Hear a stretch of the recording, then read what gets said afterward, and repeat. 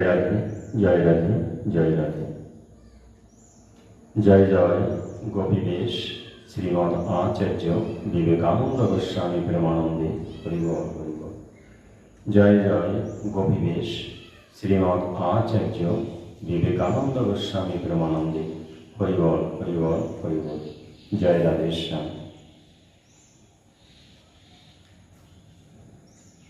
শ্রীমৎ আচার্য বিবেকানন্দ গোস্বামী সেবাশ্রম পাঁচপোতা আমাদের ভারতীয় কেন্দ্রীয় আশ্রম। এখান থেকে আমি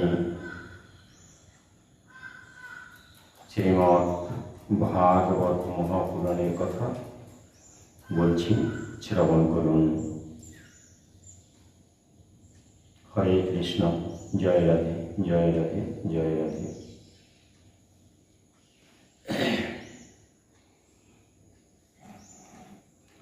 দেশ যখন বন্যায় প্লাবিত হয় তখন সব কিছু জলমগ্ন হয়ে যায়, একাকার হয়ে যায়। ঠিক তেমনি বারবার ভগবানের নাম করলে, ভগবানের নামের চিন্তা করলে, কৃষ্ণ নামের মধুর প্রেমরূপ বন্যায় হৃদয়ে প্লাবিত হয়ে যায়, রস বিগ্রহ পরিলক্ষিত হয়। রাম নাম চিন্তামণি কৃষ্ণ চৈতন্য রস বিগ্রহ, এজন্যই বলা হয়ে থাকে নাম চিন্তামণি কৃষ্ণ চৈতন্য রস বিগ্রহ।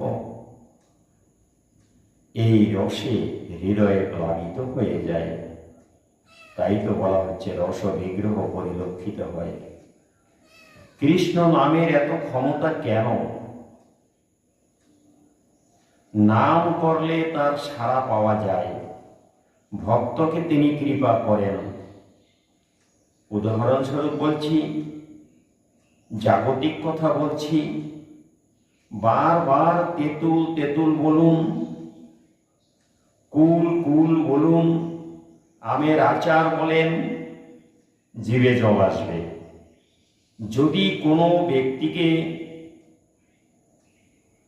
অপমানজনক কথা বলা হয়, বেয়াদব এই বলে যদি গালি দেওয়া হয়, সে রেগে যাবে।